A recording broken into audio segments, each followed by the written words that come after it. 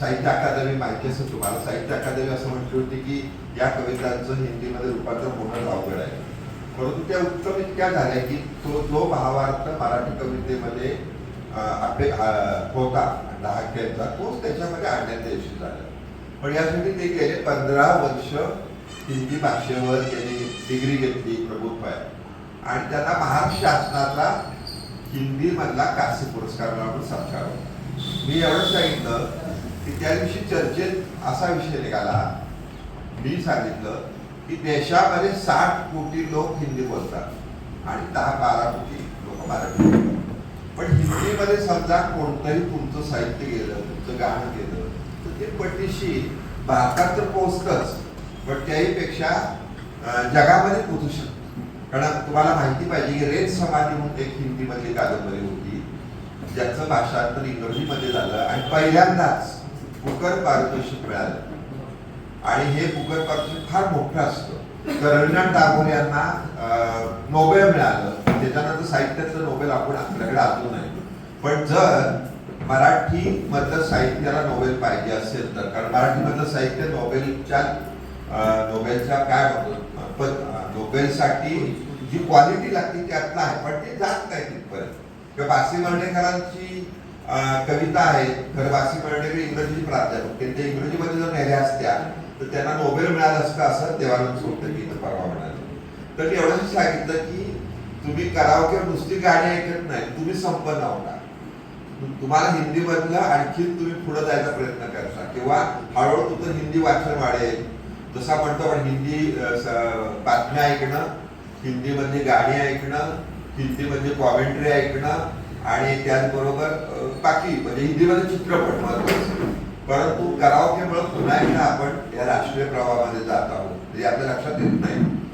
जी मंडळी हिंदी गाणी गातायत त्यांच्याकडे त्यांना संधी मोठ्या मोठ्या प्राप्त होत जाणार आहेत असं मला वाटतं. महत्वाचं म्हणजे आमचे मित्र हेमंत शिंदे हे अतिशय हरहुन्नरी व्यक्तिमत्व आहे. त्याला आम्ही नाही म्हणून कधी प्रश्न देत नाही. ते म्हणजे आम्हाला 11 तारीख पाहिजे, 11 काय पाहिजे तारीख. आणि मला अतिशय आनंद वाटतो सातारमधले जेवढे कराओके ग्रुप्स आहेत ते अतिशय वेगवेगळे प्रयोग करतायत, वेगवेगळी गाणी पुढे येत आहेत, आणि नुसती गाडी येत नाही, त्यातला अर्थ येतोय, त्यातला अर्थ येतोय. त्यामुळे आपल्या सुद्धा वागण्यामध्ये सुधारणा होती असं म्हणतो बाबा करणारे. जेव्हा आपण जुनी गाणी ऐकतो तेव्हा आपल्या लक्षात येतं की अरे आपल्यात ह्या सुधारणा झाल्या पाहिजे, आणि त्या ग्रुपने होतात, नुसती एकट्या ग्रुपने होत नाही. त्यामुळे हे फार महत्वाचं आहे. मी या कार्यक्रमाच्या निमित्ताने सर्वांना शुभेच्छा देतो, आणि आजच्या कार्यक्रमाला प्राचार्य रमणलाल शहा, त्याचबरोबर तुमच्या सर्व बातम्या ज्या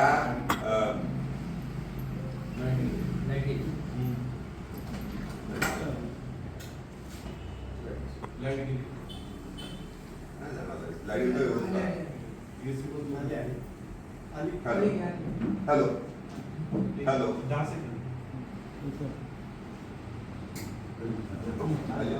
हॅलो लाईट गेली की मला माहिती, एवढे 2 झाले. तर आज पहिल्यांदा चिंचकरांसाठी टाळ्या वाजवू सगळ्या. मुकुंद पाटील नाही अहो इकडे या, आणि मुकुंद पाटीलसाठी टाळ्या वाजवा. का बघा आजच्या कार्यक्रमाची बातमी कालपासून पहिल्यांदा जर आली असेल, कालपासून तर ती त्यांच्या चॅनलवर आली, मी सगळी टाकलेली होती, आणि आज आली की ऐकण्यामध्ये. म्हणजे सगळे पेपरवाले प्रयत्न करतात, पण आम्ही काय करतो, आम्हाला हातचा माहिती असतो, रात्री कोणाला फोन करायचा, तर आम्हाला टेन्शन असतं फार. आता समजा कुठली बातमी तुम्ही लिहून दिलेली आणि आम्ही तशीच लिहिली, किंवा बातमी लिहिली की दुसरी मोठी असेल बातमी, किंवा आमच्याबद्दल काय केलं नाही तुम्ही असं म्हणतात, त्यामुळे तुम्ही बातमी पण लिहून देत जावा. पण ह्या दोघांचं विशेष कौतुक आहे. हे सगळं तुमची जी कलात्मकता आहे ती वाढवण्यामध्ये, विशेषतः मुकुंद फडके, ऐक्य, प्रभात आणि बाकी पेपर, हे 2 पेपर तर मला सध्या असे दिसतात, ऐक्य आणि प्रभात, की छोट्या छोट्या बातम्या कापून आपल्याला देतात, फोटो देतात, तुम्हाला प्रसिद्धी देतात. तसंच मुकुंद फडकेचं आहे. तर आजच्या कार्यक्रमात प्राचार्य रमणलाल शाह आहेत, चिंचकर आहेत, दुसरे ऐक्यचे धुळेकर म्हणून आहेत, वीर आहेत, वीरांचं राहिलं सॉरी नाव घ्यायचं, ती वीर आहे काय, वीर आणि फडके 2 माणसं अशी आहे, 2 माणसं तुमच्या हाताची असते ना, तुम्ही पोहोचला सगळीकडे म्हणून सांगता. तर तुम्ही वेळा आम्हाला फोन नाही केला, त्याला फोन करत जा, त्यांचे फोन नंबर दोघांचे आणि चिंचकरांचा घ्या, विनंती करतो. आणि मी सर्वांना विनंती करतो की आपण दिग्बोधन करावं. सर्वांचे अध्यक्ष झाले आणि आमचे खांडगे म्हणून मित्र आहेत ज्यांनी लोकसंस्कृतीचा अभ्यासक्रम मुंबई विद्यापीठात चालू केला. तर ते मला असं म्हणाले, मदन महाराज गोसावी सातारचे आहेत, तुमच्या सातारमध्ये सत्कार करा. ठीक आहे, करूया. मग इथं आम्ही त्यांचा सत्कार मानपत्र देऊन केला. आणि 2-3 महिने गेले, माझी त्या मदन महाराज गोसावीची ओळख वाढली. तर त्यांना मी म्हटलं, मला तुम्हाला एक प्राचार्य रमणलाल शाह ज्योतिष विद्येमध्ये एक प्रमुख व्यक्तिमत्व आहे आणि शिक्षण क्षेत्रामध्ये अतिशय मोठं काम केलेलं आहे, तर त्यांची मला तुम्हाला ओळख करून द्यायची. तेवढी त्यांची काय ओळख करून देतात? मी आता जी उभा दिसतोय तुम्हाला तो त्यांच्यावर आहे. आणि मला आश्चर्य वाटलं.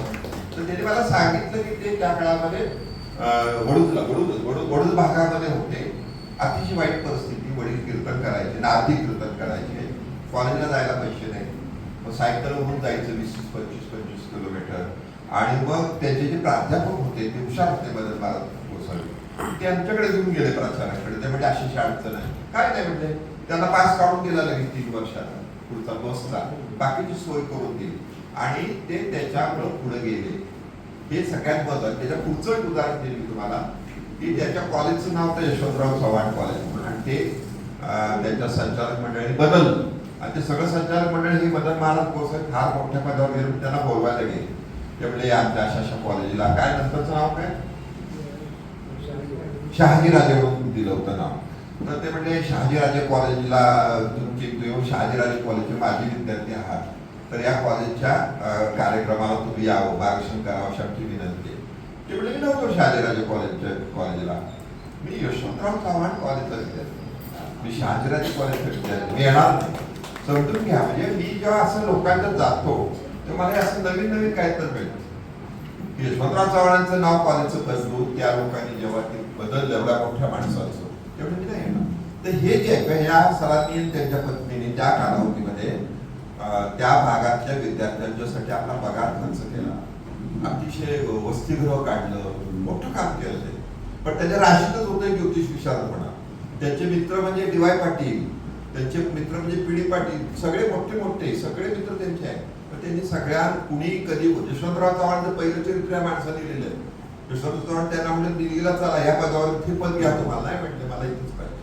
अशी माणसाच्या हस्ते तुमचा सत्कार मुद्दाम मी करतो एवढ्यासाठी.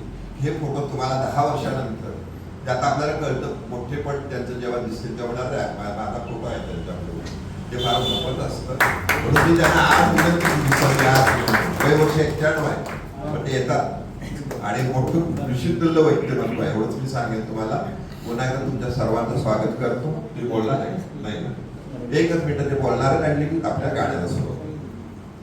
या ठिकाणी आपल्याला माननीय श्री चिट्टे सर सातारकरांना संगीताची मेजवानी देत असतात, तेव्हा या ठिकाणी मी या सगळ्या संगीतकारांना आणि या ठिकाणी गायन गाणाऱ्या श्री पुरुषांना एकच विनंती करेन की तुम्ही ही तुमची प्रॅक्टिस अशीच चालू ठेवा आणि आपल्या संगीताचा जो रियाज आहे तो कमी करू नका आणि अशाच पद्धतीने तुमची वाटचाल चांगली चालू द्या, एवढी प्रार्थना.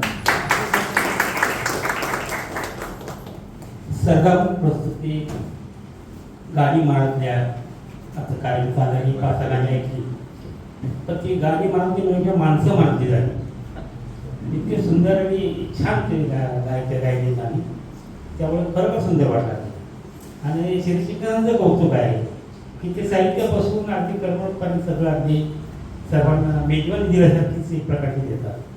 छान वाटलं, सुंदर वाटलं. तुमची अशीच प्रगती हो, अशी बहारदार गाणी हो, ही इच्छा आहे.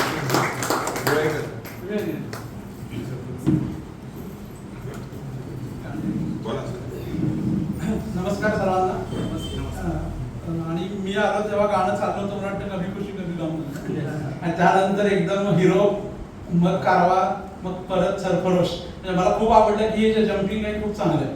कारण मध्ये शिरीषराव माझ्यावर 2 वेळा रागवले तर मी इथं आलो नाही म्हणून, कारण त्यांना मला इथं बोलायला लावायचं असतं काहीतरी. त्यानंतर तुम्ही इथं काहीतरी बोला, लोकांना ते आवडतं म्हणून. पण आज सुद्धा खूप व्यस्त असून सुद्धा मी आलो, कारण सुरेश चिंचकर विकास जोळे म्हणजे इथं माझी पत्रकाराची सुरुवात झाली ऐक्यमध्ये, ते दोघं इथं आले.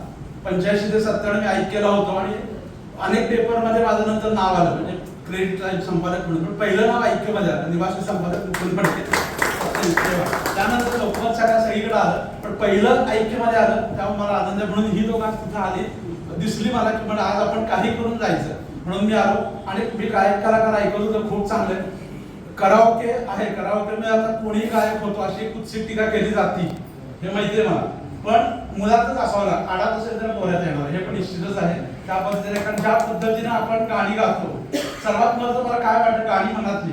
आतापर्यंत मी जे श्रीश्रवांच्या मी किती आमचं गिनीज बुक रेकॉर्ड एवढे कार्यक्रम इथे केले, त्यांनी आयोजित केला आणि मी बोललोय, असं झालेलं आहे. पण जी गाणी मनातली असतात, ती मनातली गाणी प्रेक्षकांच्या मनातली पाहिजे. अनेक वेळा काय होतं, संयोजकांच्या मनातली असतात, ती समोरच्याला माहित नसतं. अनेक एका कार्यक्रमात मी गेलो होतो की ती गायकांच्या आवडतं, कुठे जुनं गाणं होतं त्याला आवडतं म्हणून गायला तर लोकांना ते आवडायला पाहिजे ना, तसं होत नाही. पण तुम्ही जी निवडलेली गाणी आहेत ती लोकांच्या मनातली, सगळ्यांना माहिती आहे. कुठलं हे गाणं असं कोणाच्या डोक्यात सुरू झालेलं नाही, हे सर्वात महत्वाचं आहे. आणि प्रत्येकाचे शब्द गाणे जे तुम्ही पिरियड कुठला घेतलेला नाहीये, मनातली गाण्याला पिरियडच नाही. अरिजित सिंगचं नवं गाणं सुद्धा फेमस आहे, किंवा मुकेशचं गाणं फेमस आहे, की 49 सालचं आएगा आने वाला लता मंगेशकरचं गाणं फेमस आहे. कुठलंही म्हणलं तरी ते मनातली गाणी आहेत, ती कायमस्वरूपी राहणार आहेत. फक्त गायकाने ती कशा प्रकारे, आता रमणदास शाह सरांनी सांगितलं तसं त्यांचं भविष्याचा उल्लेख आता केला. आजही त्यांचे मराठा तारीख 11 आहे, म्हणजे आज कुंभरास त्यांचं आजही भविष्य, वार्षिक भविष्य असतं, कित्येक वर्ष आणि भविष्य आहे. त्यांनी तुम्हाला शुभेच्छा दिल्या, तुमचं भविष्य निश्चितच चांगलं आहे. सर्वात महत्त्वाचं काय की आत्ताची गाणी आणि पूर्वीच्या गाण्यामध्ये फरक आहे शब्दांचा. मागे एकदा मी बेळगाव तरुण भारतमध्ये असताना एक लेख लिहिला होता की शब्द तेच, म्हणजे अर्थातच पण शब्द नवा. त्याच्यामध्ये जे माझ्या आवडीचं गाणं आहे सर्वात, अभिनव जावं छोडकर जे हमदोल मधलं गाणं आहे, किती अर्जव आहे त्याच्यामध्ये, किती प्रेयसी सांगते प्रियकर जाऊ नकोस थांब, आपण जरा बोलूया, तो प्रियकर सांगते प्रेयसीला, हे जे अर्जव आहे ते नंतर तेच गाणं गोविंदाच्या एका पिक्चर मध्ये आले. हे गोविंदाचं नाही, अजय देवगण आणि तब्बूचा पिक्चर आहे, रुक रुक रुक अरे बाबा रुक, तिथं दरडावणी आहे, जाऊ नकोस थांब, दरडावर येईल. आणि पूर्वीच्या गाण्यामध्ये एक अर्जव होते, जाऊ नकोस, किंवा दुपट्ट्या संदर्भातले अनेक गाणी आहेत. नंतर गोविंदाच्या पिक्चर मध्ये मेरे पॅन्ट की सेक्सी मेरा शर्ट सेक्सी अशी गाणी आहेत. एकीकडे दुपट्ट्याची गाणी आपण पूर्वी ऐकली, आता अशा प्रकारची ऐकली. किंवा चौधरी का चांद, त्याच्यामध्ये चंद्र आपण उपमेला वापरला. पण नंतर एक जंटलमन नावाचा पिक्चर आला होता, त्याच्यामध्ये चांद पुराणा लागता आहे अशा प्रकारचे शब्द होते. म्हणजे आता कविता आणि यांना चंद्र सुद्धा जुना वाटायला लागला. अशा प्रकारचं अर्थात चंद्रावर जेव्हा खड्ड्याच लक्षात आलं तेव्हा अनेकांनी उपमा बंद केल्या होत्या, पण अजूनही चंद्र वापरला जातो. त्यामुळे हे बघत असताना ह्या निमित्तानं माझे शिरीषराव म्हणले तसं निश्चितच आहे की गाणी ऐकताना आम्ही तर नॉस्टॅल्जिक होतो. आता माझं वय 60 आहे, मला 70 नंतरची सगळी गाणी आवडतात, त्यापूर्वीची पण आवडतात निश्चितच. मनोज कुमार नुकतेच गेले, मनोज कुमारची शोर मध्ये गाणी असतील, रोटी कपडावर मधली असतील, फेवरेट गाणी आहेत. ज्या प्रकारे त्यांनी त्याचं चित्रीकरण केले गायकांनी गायले ते निश्चितच चांगले आहेत, तुम्हाला नॉस्टॅल्जिक करतं. आज परत त्या निमित्तानं मनोज कुमारांना आपण श्रद्धांजली निश्चितच लावूया, कारण खूप चांगलं. भारत कुमार नावात ते फेमस होते, राष्ट्रभक्तीची भावना त्यांनी सगळ्यांच्या मनात निश्चितच चित्रपटांच्या मनातनं जागवली, त्यांना आपण निश्चितच श्रद्धांजली वाहूया. आणि जास्त नाही, ब्रेक के बाद आपला कार्यक्रम सुरू होणार आहे, जास्त वेळ मी घेणार नाहीये. परत एकदा तुम्हाला शुभेच्छा, आणि तुमच्या मनातली गाणींची सरगम अशी चालू राहू. धन्यवाद. दोनच मिनिटं. आमच्या संस्थेमध्ये दिवसभर काम करून कार्यक्रमाला तुमच्यासाठी 9 वाजेपर्यंत थांबणारी जी मंडळी आहेत त्यांचं कौतुक केलं पाहिजे. त्यात एक संचालक आहेत आमचे, जगदीश खांडाळे यांचा एकच सत्कार होतोय.